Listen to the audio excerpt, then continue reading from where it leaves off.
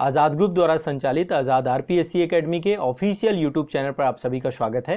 ये व्यापक बृहद मंच राजस्थान लोक सेवा आयोग द्वारा आयोजित किए जाने वाले आरएएस एग्जाम तथा आयोग द्वारा आयोजित अन्य सभी प्रतियोगी एग्जाम, साथ ही राजस्थान राज्य सरकार द्वारा आयोजित किए जाने वाले सभी प्रतियोगी परीक्षाओं की तैयारी करने वाले सभी छात्रों के लिए समर्पित एक व्यापक बृहद मंच है। इसके माध्यम से आप सभी अपने संपूर्ण पाठ्यक्रम का आसान भाषा में कंप्लीट तैयारी कर सकते हैं। राजस्थान राज्य विशेष का संपूर्ण अध्ययन, समान अध्ययन, विषय वस्तु के सभी विषयों का विषयवार अध्ययन, साथ ही करंट अफेयर्स का संपूर्ण अध्ययन आप सभी को यहाँ पर रेगुलर निरंतर क्लासेस के माध्यम से करवाया जा रहा है। यहाँ पर आप सभी को विषयवार प्लेलिस्ट मिल जाएगी, तो आप सभी प्लेलिस्ट में जाकर के क्लासेस देखें और रेगुलर आप क्लासेस जरूर ज्वाइन करें। साथ ही आप सभी के लिए एक निःशुल्क करंट अफेयर्स की मैगजीन उपलब्ध कराई जा रही है। ये मैगजीन आप सभी को आज़ाद आरपीएससी एकेडमी के ऑफिशियल एप्लीकेशन में मिल जाएगी। एप्लीकेशन की लिंक आपको वीडियो के डिस्क्रिप्शन में मिल जाएगी, आप डिस्क्रिप्शन में जाके देख सकते हैं, या फिर आप सभी गूगल प्ले स्टोर पे आज़ाद आरपीएससी एकेडमी का एप्लीकेशन जो है आप सभी डाउनलोड कर सकते हैं। वहां से भी आप स्टडी मटेरियल वाले सेक्शन में जाएंगे, मंथली आपको करंट अफेयर्स की मैगजीन निःशुल्क प्राप्त होगी। साथ ही आप सभी हमारे साथ जुड़ करके व्यापक और बृहद स्तर की तैयारी एप्लीकेशन के माध्यम से कर सकते हैं। आपको किसी भी प्रकार का डाउट है, किसी भी प्रकार का शंका समाधान आपको है, तो आप सभी चैट सेक्शन में जाकर एप्लीकेशन में आप अपनी प्रॉब्लम्स का सलूशन ले सकते हैं। तो आप सभी हमारे साथ इस मंच के साथ जुड़ करके एक व्यापक तैयारी प्रारंभ करिए। आप सभी यदि पहली बार इस चैनल पे आए हैं तो इसको सब्सक्राइब जरूर करिए, नोटिफिकेशन बेल जरूर इसको करिए ताकि सभी क्लासेस आपके तक पहुंच जाएं। साथ ही राजस्थान के सभी छात्रों तक पहुंचाने का कार्य आप सभी का है, तो आप सभी इसको जन जन तक पहुंचाएं। चलिए अपनी क्लास प्रारंभ करते हैं और इस व्यापक मंच को राजस्थान के सभी छात्रों तक पहुंचाइए। क्लास को प्रारंभ करते हैं। तो हर साल 21 अप्रैल को नेशनल सिविल सर्विसेज डे मनाया जाता है आप सभी का, ठीक है।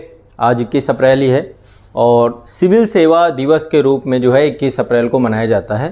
तो देखिए, सबसे पहला जो मोटिव है इस दिन को मनाने का वो ये है कि जितने भी सिविल सेवक हैं हमारे देश की, जो कार्यपालिका है, उस कार्यपालिका के द्वारा देश के जितने भी नागरिक हैं उन नागरिकों के लिए खुद को समर्पित करने, सार्वजनिक सेवा में काम करने की उत्कृष्टता के लिए, अपनी प्रतिबद्धताओं को नवीनीकृत करने के लिए, उन्हें प्रोत्साहित करने के लिए यह दिन मनाया जाता है। इस दिन अवार्ड भी दिए जाते हैं। तो जैसे आज विज्ञान दिवस में ये आयोजन था प्रधानमंत्री जी के द्वारा, जो सिविल सेवक उत्कृष्टता पूर्ण कार्य करते हैं उनको प्रोत्साहित भी किया जाता है। तो ये एक बहुत महत्वपूर्ण दिन है। और एक चीज़ समझिए, देश में जो सिविल सेवक हैं इस देश की नीतियों को संचालित करने के लिए सबसे महत्वपूर्ण जो है एक तरीके से रीढ़ की तरह हैं। और सरदार वल्लभ भाई पटेल जी के द्वारा ये प्रारंभ किया गया था। उन्हीं के ही जो है देश के पहले गृह मंत्री सरदार वल्लभ भाई पटेल जी के द्वारा 1947 में जो है सबसे पहले मेटकाफ हाउस में प्रशासनिक सेवा अधिकारियों को प्रोबेशन के लेकर के संबोधित किया जा रहा था। तो उसी के उसमें इसको मनाया जाता है। इस तारीख को 21 तारीख को ही उन्होंने किया था, इसलिए 21 तारीख को ही नेशनल सिविल सर्विसेज डे के रूप में इसको चुना गया है, ठीक है। तो पहली चीज़ ये। और सरदार वल्लभ भाई पटेल जी कहते थे कि भारत का एक स्टील फ्रेम है ये, है ना। देश को डेवलप करने के लिए हमारे देश की सिविल सेवा एक स्टील फ्रेम के रूप में काम करेगी। और इसीलिए आपको पता है कि सिविल सर्विसेज की तैयारी और इसमें इसको लेकर के जो सबके अंदर एक क्रेज़ होता है इस एग्ज़ाम का, और बड़ी बड़ी संस्थाएं इसको लेकर, स्वायत्त संस्थाएं बनाई गई हैं, चाहे वो संघ लोक सेवा आयोग हो या पब्लिक सर्विस कमीशन हो। तो देश में पहली बार जो आपका सिविल सेवा दिवस मनाया गया वो 2006 में मनाया गया, ठीक है। 2006 में नई दिल्ली में पहला सिविल सेवा दिवस मनाया गया। इस साल भी हर साल फिर तब से इसका आयोजन लगातार किया जा रहा है और ये बहुत अच्छा है। देखिए, देश में जो प्रशासनिक अधिकारी हैं उनके अंदर इथिकल वैल्यूज़ आएँ, जिससे जनता के लिए समर्पण का भाव आए।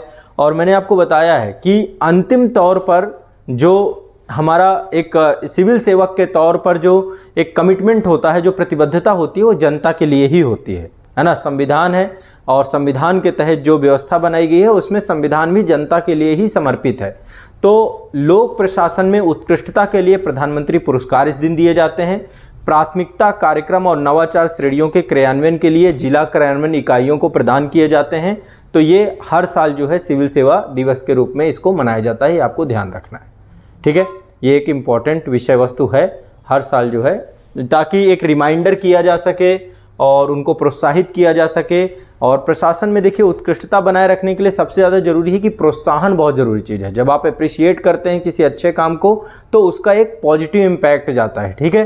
तो ये आपको ध्यान में रखना है। जो हमारे देश के सिविल सेवक हैं, सामूहिक रूप से देश का जितना भी एडमिनिस्ट्रेशन है, यहाँ की जितनी भी मशीनरी है, इसको रन करते हैं, देश के नागरिकों के प्रति रात दिन काम करते हैं। तो देश में जो विधायिका है और न्यायपालिका है और जो सैन्य कर्मी है ना, सिविल सेवक के तौर पे ये सम्मिलित नहीं है। सिविल सेवक एक स्थायी कार्यपालिका के तौर पर संपूर्ण जो पूरा एक मशीनरी बनाया गया है, इनको लगातार जनता के प्रति जो है समर्पित भाव रहे, इसलिए जो है पूरा का पूरा कार्य बनाया गया, ठीक है। तो सबसे पहले जितने भी छात्र हैं जो कि सिविल सेवा की तैयारी कर रहे हैं, आप लोगों को भी बहुत बहुत शुभकामनाएं, ठीक है। एक आप लोगों के लिए गुड न्यूज़ भी है, ठीक है। यदि आप सिविल सेवा की तैयारी कर रहे हैं तो आज जो है सिविल सेवा के अवसर पर आप सभी को 21 अप्रैल और 22 अप्रैल है ना, आज़ाद ग्रुप के जितने भी एप्लीकेशन हैं आप लोगों को 25% का ऑफ भी मिलेगा, जितने भी हमारे कोर्सेज हैं IAS PCS के सभी कोर्सेज पर, ठीक है। तो ये आप लोगों के लिए जो है एक विशेष अवसर पर हमारे द्वारा किया गया प्रयास है।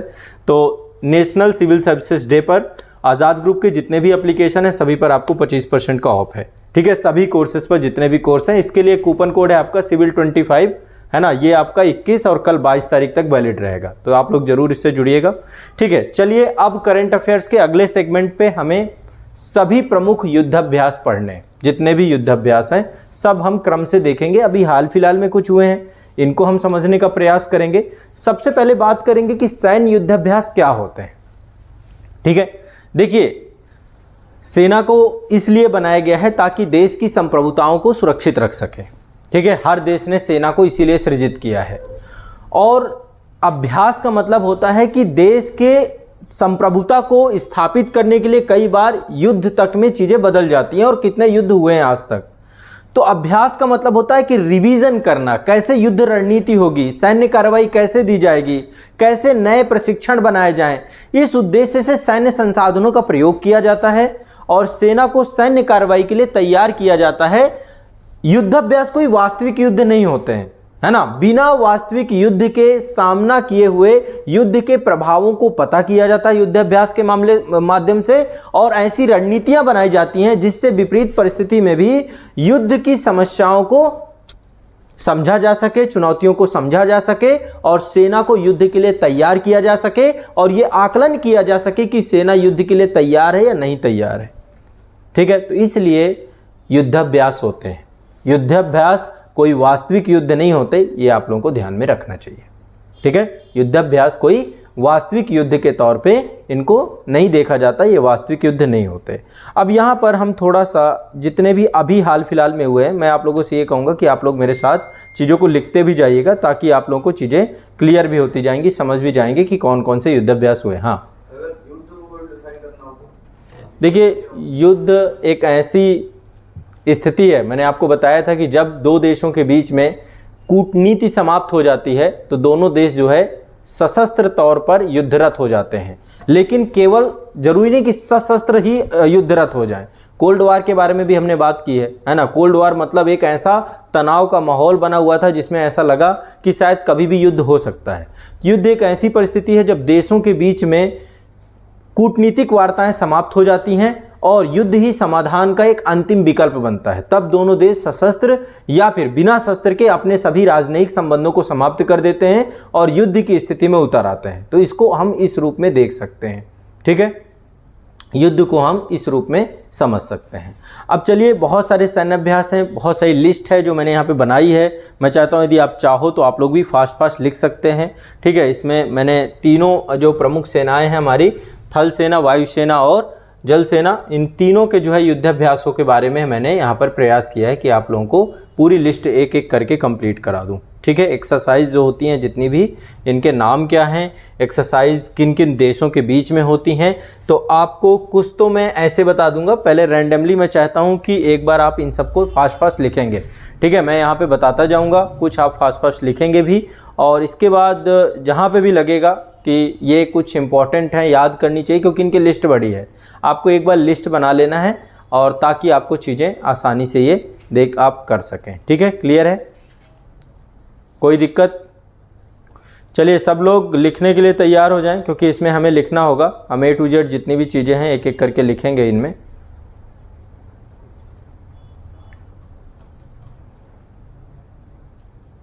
ठीक है, चलिए।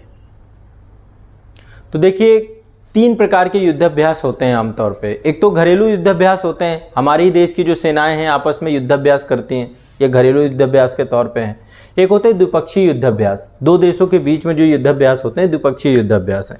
कुछ होते हैं मल्टीलेटरल यानी बहुपक्षीय युद्धाभ्यास, उसमें कई देश एक साथ जुड़ते हैं। जैसे अभ्यास मालाबार है तो उसमें कई देश हैं, 4 देश हैं आपके, भारत की नौसेना हो गई, जापान की हो गई, अमेरिका की हो गई और ऑस्ट्रेलिया की हो गई।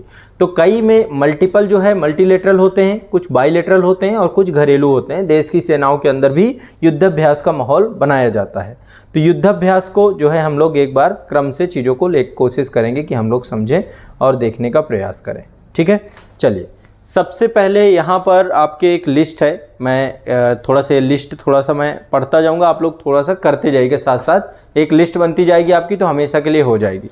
हेडिंग डाल लीजिएगा। सबसे पहले मैं थल सेना के युद्धाभ्यासों के बारे में चर्चा करूँगा, जितने भी इंडियन आर्मी मिलिट्री एक्सरसाइज हैं, ठीक है। भारतीय थल सेना के द्वारा जो मिलिट्री एक्सरसाइज की जाती है उनके नाम हम लोग क्रम से देखते चलेंगे और आप उनके नाम को एक बार डिस्कस करते चलेंगे। फिर इसके बाद जब ये सारी लिस्ट कर लेंगे, अभी हाल फिलहाल में कौन कौन से हो चुके हैं, फिर आप अपडेट करते रहना अपने हिसाब से, ये सही रहेगा, ठीक है। एक बार मैं यहाँ पे करवा देता हूँ, तो याद भी करते चलेंगे, लिखते चलेंगे। पेन कागज निकाल लीजिए। देखिए, भारतीय थल सेना के द्वारा ये कुछ प्रमुख युद्धाभ्यास हैं। पहला है इंद्र भारत और रूस के बीच में होता है, ठीक है।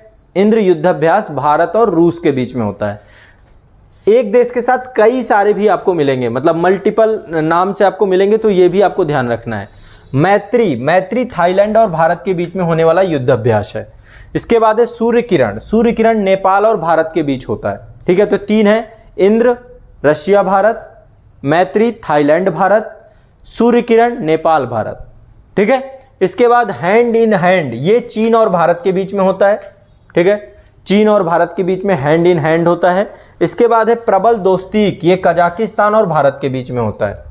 प्रबल दोस्तीक कजाकिस्तान और भारत। थोड़ा सा गति से लिखने का कोशिश यदि करें आप तो और अच्छा हो जाएगा, ठीक है। आप सभी लोग इनको लिखते जाएंगे, युद्धाभ्यास को सभी लोग लिखते जाएंगे, साथ साथ ध्यान रखिएगा, ठीक है। अभी आगे इनके बारे में और जो भी मतलब ऐसी चीज़ें जो आपको मैगजीन्स वगैरह में नहीं मिलती हैं वो भी मैं आपको बता दूंगा,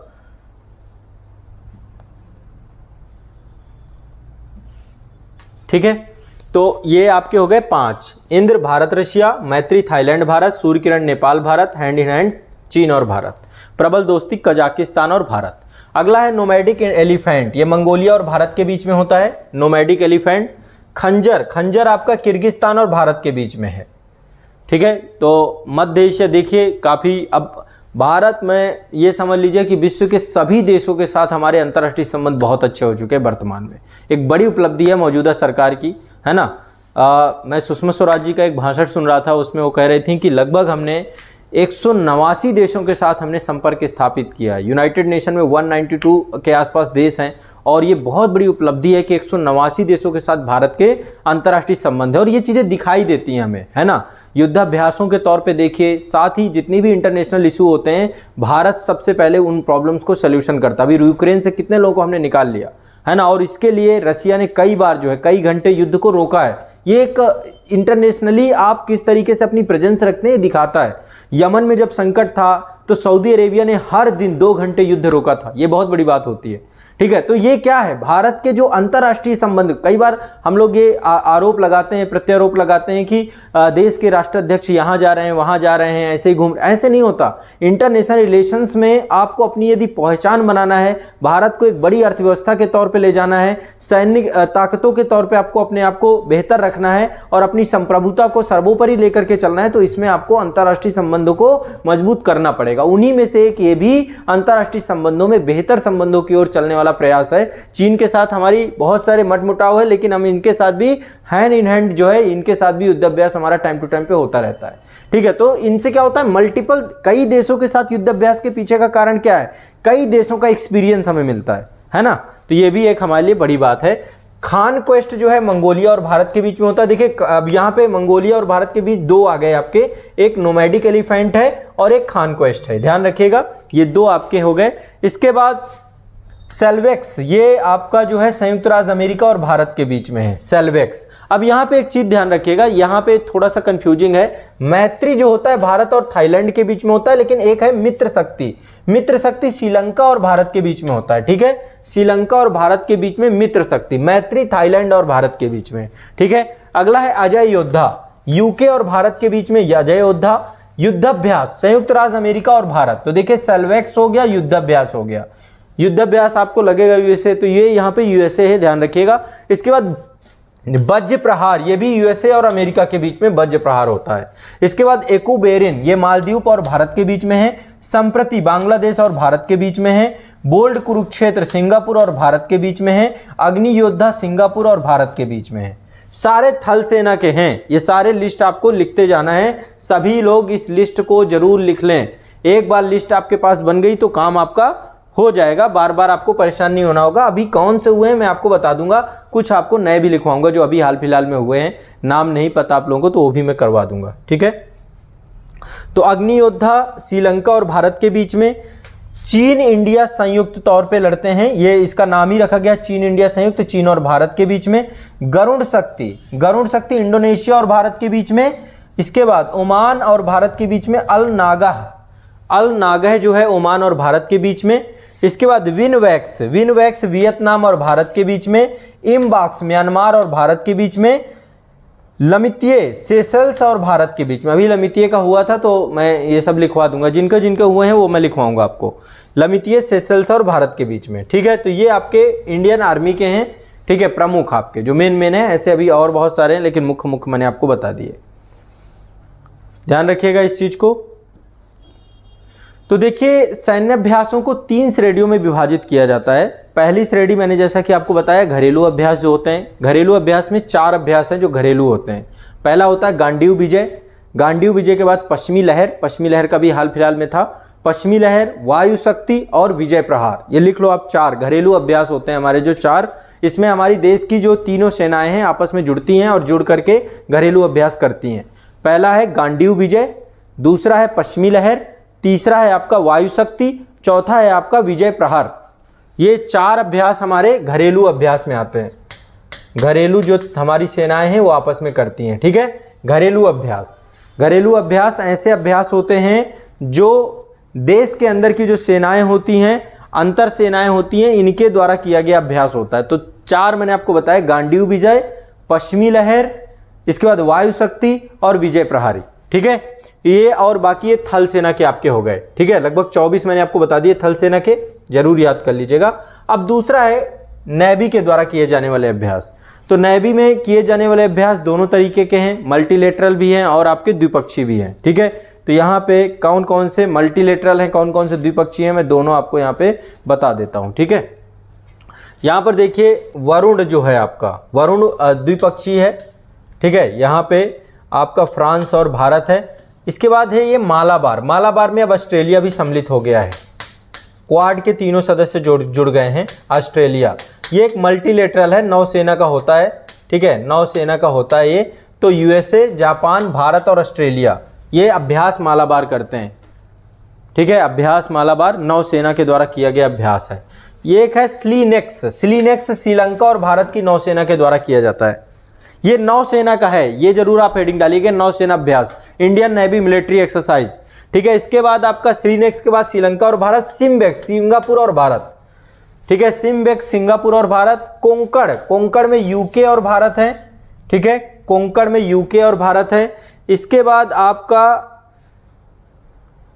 IBSAMARAR, ठीक है, थोड़ा सा इसको ध्यान रखना है, IBSAMARAR,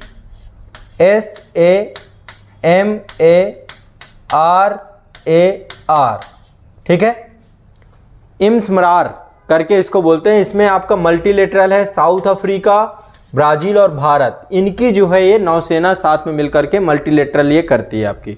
तो IBSAMARAR, ठीक है, इंडिया, ब्राजील, साउथ अफ्रीका। इसके बाद अगला है ऑक्सीडिक्स जो है ऑस्ट्रेलिया और भारत की नौसेना के बीच में होने वाला है।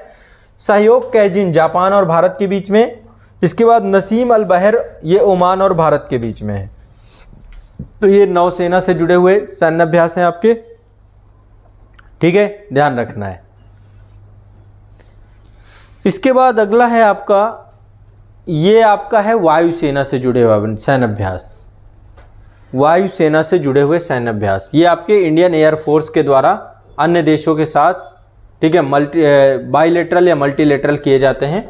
तो इसमें अगला है red flag, red flag USA और भारत के बीच में, गरुड़ फ्रांस और भारत के बीच में, कोप इंडिया यूएसए और भारत के बीच में, इंद्रधनुष ब्रिटेन और भारत के बीच में, सिंधेक्स सिंगापुर और भारत के बीच में, ईस्टर्न ब्रिज ओमान और भारत के बीच में, डेजर्ट ईगल संयुक्त राज्य अमीरात और भारत के बीच में, सियाम इंडिया थाईलैंड और भारत के बीच में, ठीक है। तो ये आपको सारे बना लेने हैं। रेड फ्लैग यूएसए और भारत, गरुड़ फ्रांस और भारत, कोप इंडिया यूएसए और भारत, इंद्रधनुष ब्रिटेन और भारत, सिंधेक्स सिंगापुर और भारत, ईस्टर्न ब्रिज ओमान और भारत, डेजर्ट ईगल संयुक्त राज्य अमेरिका और संयुक्त अरब अमीरात, माफ करिएगा यूएई है, संयुक्त अरब अमीरात, ठीक है, और भारत, सियाम इंडिया थाईलैंड और भारत, ठीक है। तो ये आपको ध्यान रखना है। क्लियर है, स्पष्ट है, ठीक है। ये आपके कुछ प्रमुख जो हैं आपके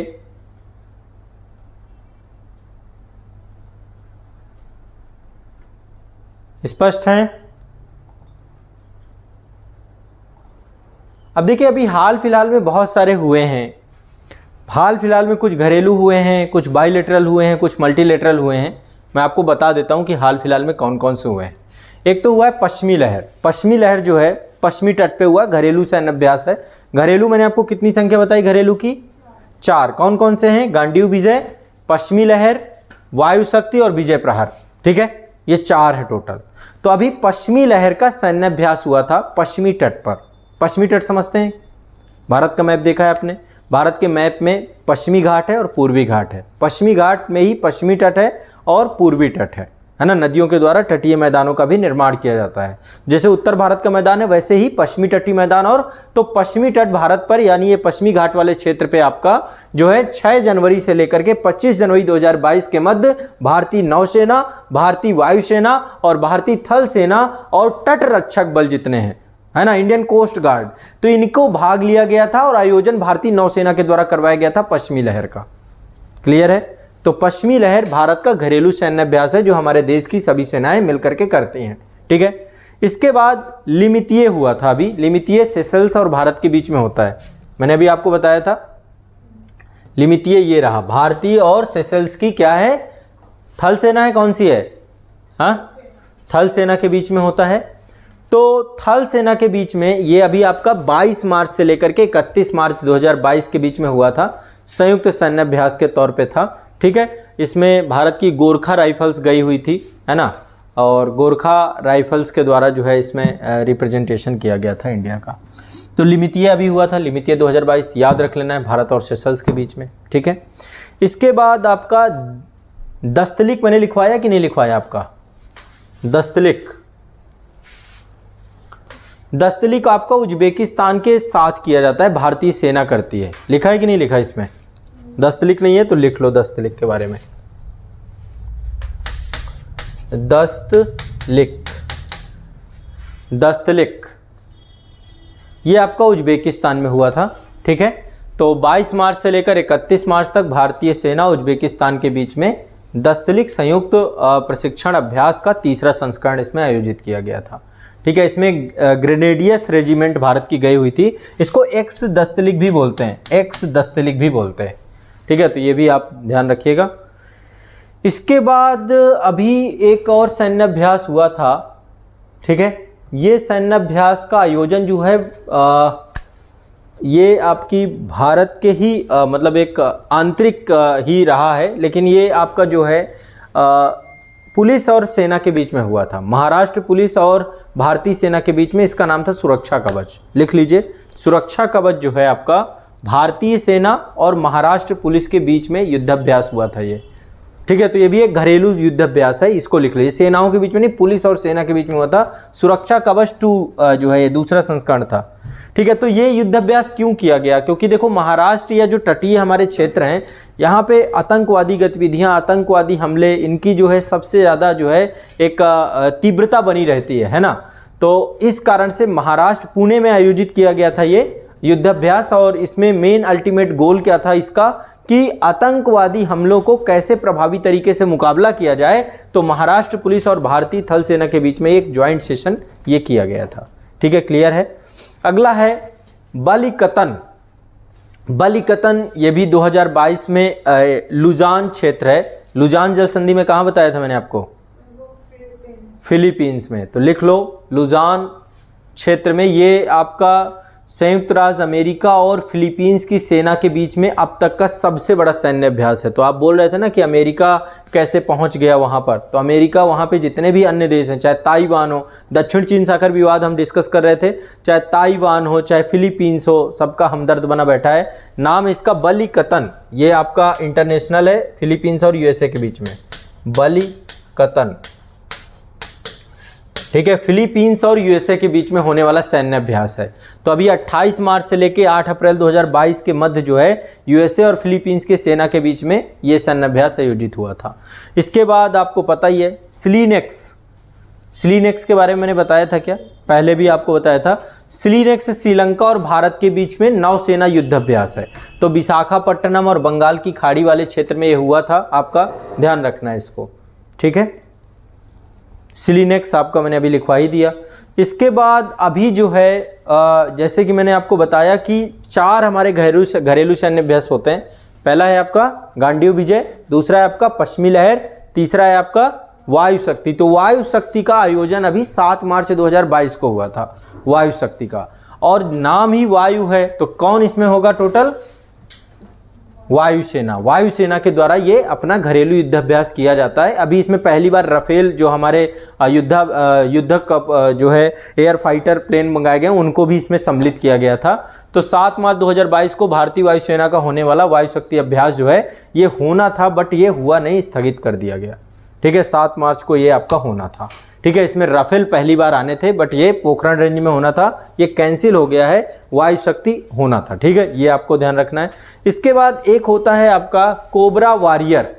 ठीक है, कोबरा वॉरियर थोड़ा सा इंपॉर्टेंट है, क्योंकि जैसे कि अभी ये युद्धाभ्यास आपको पता है कि ये कोबरा वॉरियर भारत और ब्रिटेन के बीच में होने वाला युद्धाभ्यास था, लेकिन ये आपका जो है इसलिए स्थगित कर दिया गया क्योंकि अभी रसिया यूक्रेन युद्ध चल रहा था और ये ब्रिटेन में ही होना था। तो वहाँ पे युद्धाभ्यास करना और ये सारी चीज़ों को लेकर के इसको भी स्थगित कर दिया गया। ठीक है, कोबरा वॉरियर, ये भी ध्यान रखिएगा।